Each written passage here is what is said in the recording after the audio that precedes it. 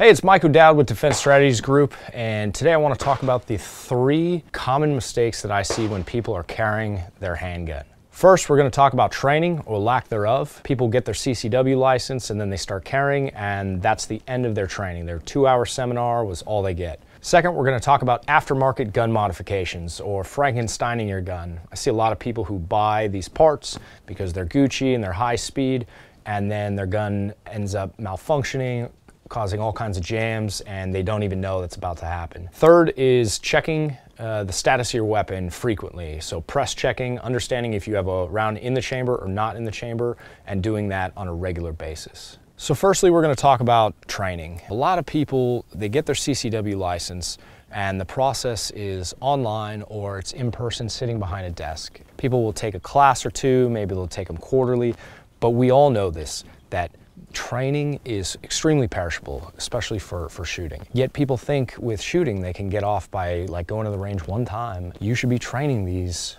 at least once a month. And by training, I don't mean going out to the range and expending rounds. You don't have to do that. But dry firing. Dry firing is something that nobody does enough of. What people are also missing in their training is outside of the gun.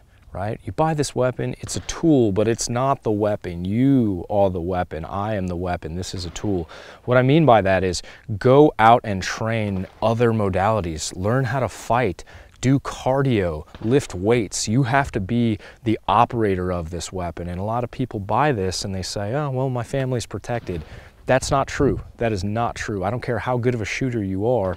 If you can't operate the tactics, if you can't think clearly under stress, none of that really matters. And lastly, on training, something most people don't do enough of with CCW, concealed carry, everyday carry, is practice the draw.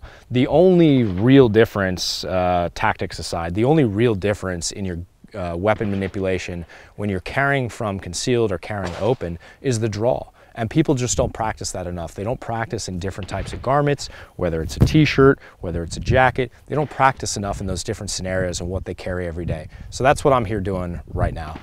Hey, I'm pausing the video right now to let you know about a free giveaway that USCCA has going on right now. Check out the link below for all the details, and let's get back to the video. So when I'm training on the range for everyday carry or my concealed carry, the number one thing I train is the draw. I just practice the draw over and over and over, depending what garment I'm wearing, what type of holster I'm using. Today I'm using a really thin, minimalist holster, wearing just a t-shirt, so I'm gonna practice that draw a little bit differently than I would in a different outfit.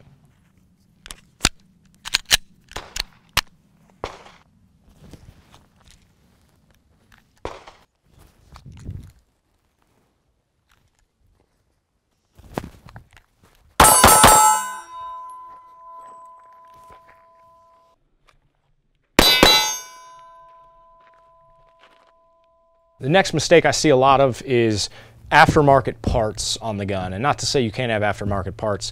When people Frankenstein their gun, they take pieces from one brand, pieces from another. They say this is like the best new slide, this is the best barrel, and they put them together. Remember, when these companies manufacture parts, they don't manufacture them to go fit in with another competing brand. They manufacture them to be with their brand. So best advice I would say is keep your gun as stock as possible. On my guns, all of my guns, none of the internals are custom, unless the entire gun is custom. The only pieces that I mess with, and not on this one, but the sights, almost always I'll put some better sights on, although in this one I don't. Something to do with stippling of the grip and a flared mag well. I don't mess with the trigger or any of the internal components. Now, if I do, I used a licensed gunsmith. And why do I do that? Well, because they know what's up. I know a lot about guns. I can fix guns all the time, but I still don't trust myself to mess something up. I put the liability on a professional, and then what do? I go out and I test it, make sure it works. At least 1,000 rounds before I can say this gun is working right. And I need it to work right because the 1% chance in my life that I ever have to use this in a real world situation, it better work 100% of the time. And the third mistake I see very commonly with people who carry is not knowing the status of their weapon. And I'm not talking about condition 1, 2, 3. I'm literally just talking about as simple as, is there a round in the chamber or is there not a round in the chamber? And that's very easy to do. It's a press check. We always said in the teams, press checks are free, a dead man's gun will cost you. And what's a dead man's gun? It's basically you go to fire and there's nothing in that chamber. What I recommend is anytime you pull this thing out, you put it in your waistband, first thing you do is you pick it up, you take a look, round in the chamber. Now, if you are one of the people who don't like to put a round in your chamber for whatever reason, you're uncomfortable about that, that's okay too.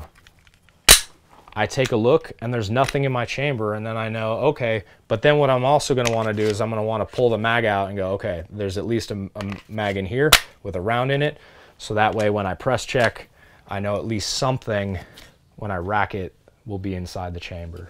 So there you have it, 3 common mistakes you want to avoid when carrying from concealed. And remember, no matter what you do, how you do it, get out there and train. That's how we move forward, and that's how we progress.